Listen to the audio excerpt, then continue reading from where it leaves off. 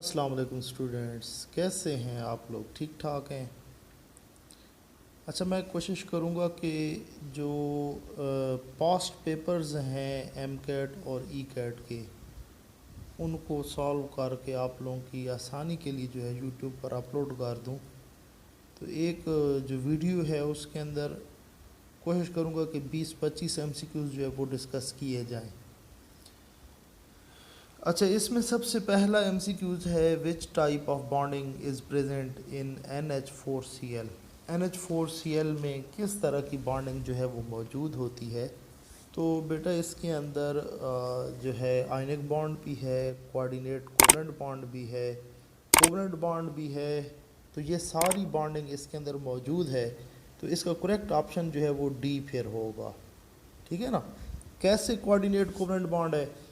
जो NH4 है, NH4 ये पॉजिटिव है ना, NH4 पॉजिटिव, और इसके साथ Cl नेगेटिव है। तो ये पॉजिटिव और नेगेटिव का आपस में जो बॉन्ड हुआ ये आयनिक हो गया। अच्छा, NH4 के पास एक एक्स्ट्रा हाइड्राइड आयन है जो इलेक्ट्रॉन पेयर कम्प्लीटली जो है आप कह सकते हैं कि इलेक्ट्रॉन पेयर कह रहा हूँ, अमोनिया जो है वो हाइड्रोजन आयन को पिक कर लेती है, तो उसके साथ जो है वो कोऑर्डिनेट कोवलेंट बॉन्ड बनाती है। इस तरह ये NH3 है ना, ये NH3 हो गया।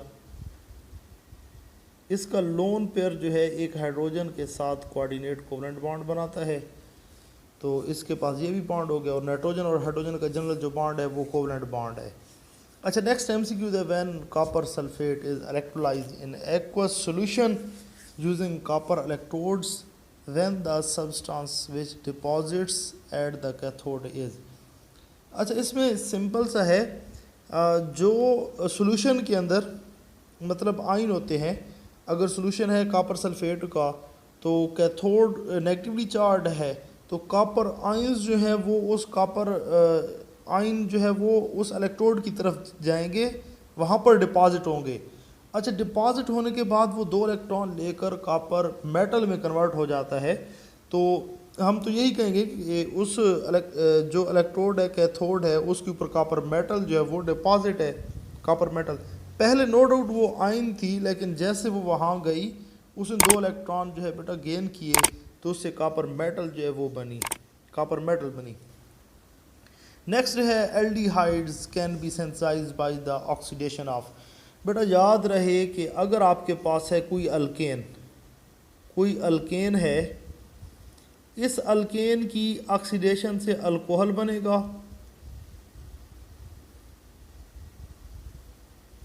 अल्कोहल की ऑक्सीडेशन से एल्डिहाइड या कीटोन, उसकी ऑक्सीडेशन से आप जो है कार्बोक्सिलिक एसिड, फिर उसकी ऑक्सीडेशन की तो कार्बन डाइऑक्साइड बननी है। ठीक है ना।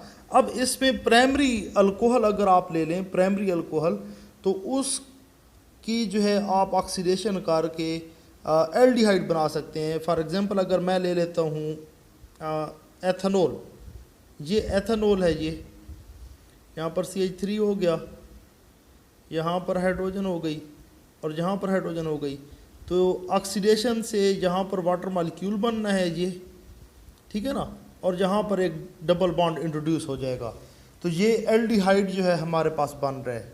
ठीक हो गया।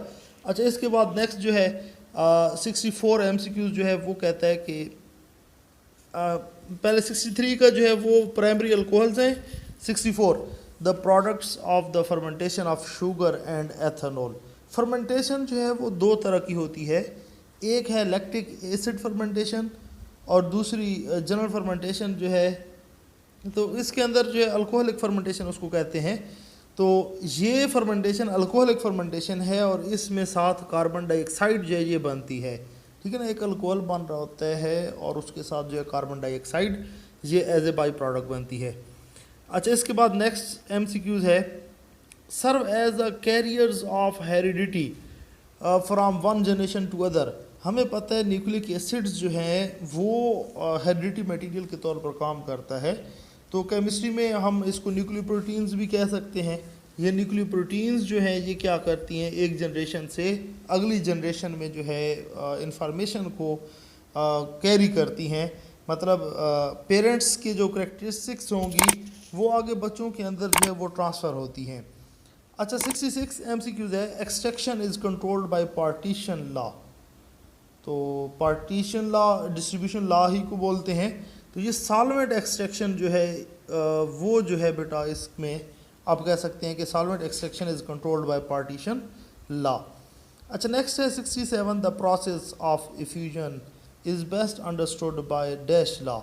तो जो इफ्यूजन और डिफ्यूजन है इनको एक्सप्लेन करने के लिए ग्राम्स लॉ जो है हमें बेटा बताता है। ग्राम लॉ कहता है कि रेट ऑफ डिफ्यूजन या इफ्यूजन जो है वो किसी भी गैस का मोलर मैस या डेंसिटी, दो चीज़ों का, मोलर मैस या डेंसिटी के अंडर रूट के इन्वर्सली प्रोपोर्शनल होता है। मतलब अगर एक गैस जितनी ज़्यादा भारी होती है तो उसका रेट ऑफ डिफ्यूजन या इफ्यूजन जो है उतना कम होगा। अगर हल्की गैस है तो उसका रेट ऑफ डिफ्यूजन या इफ्यूजन जो है वो ज़्यादा होना है। इसके बाद नेक्स्ट है हैज़ डाइपोल मूवमेंट। बेटा कार्बन डाइऑक्साइड जो है इसमें करेक्ट ऑप्शन है, इसका डाइपोल मूवमेंट है।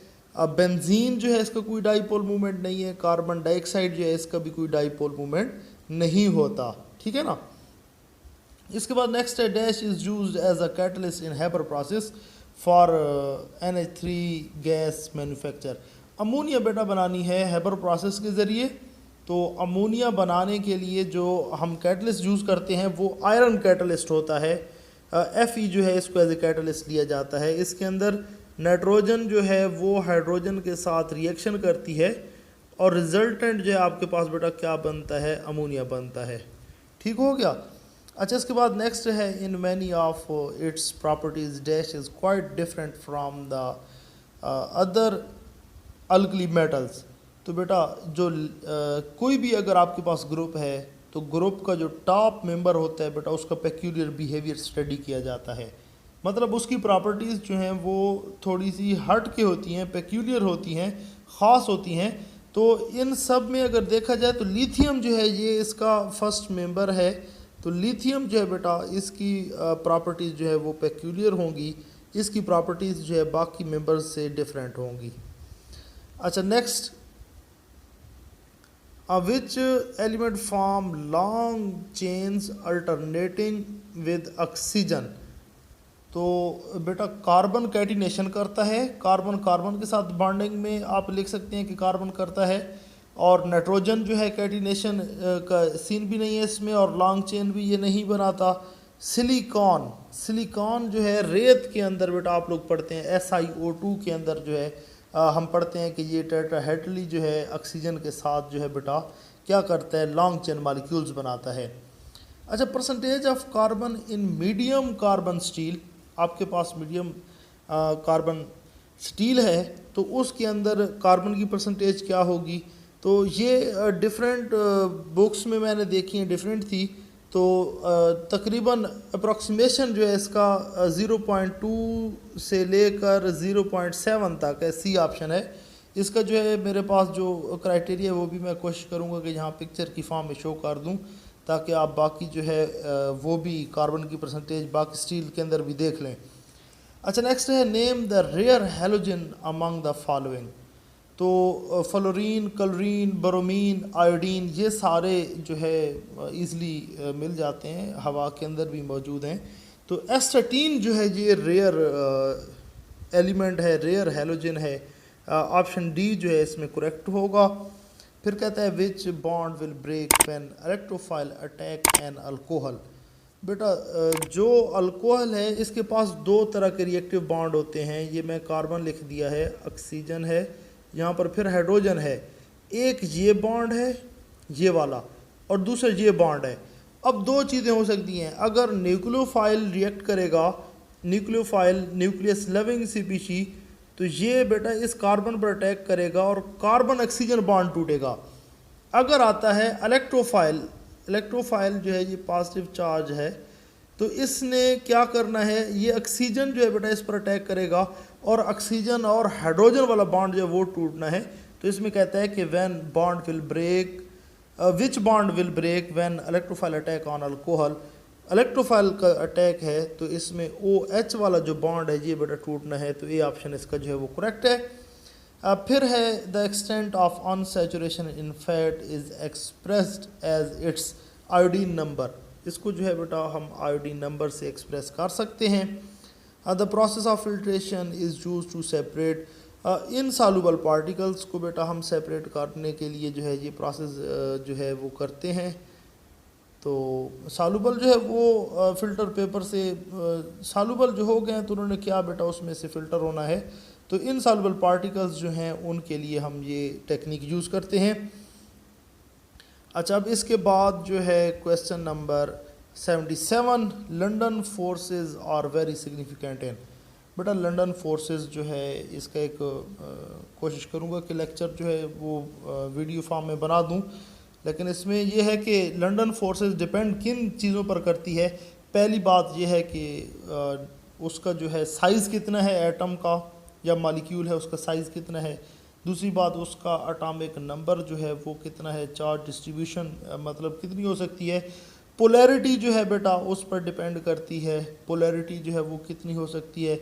नंबर ऑफ जो एटम्स हैं उस मॉलिक्यूल में उस पर डिपेंड करती है।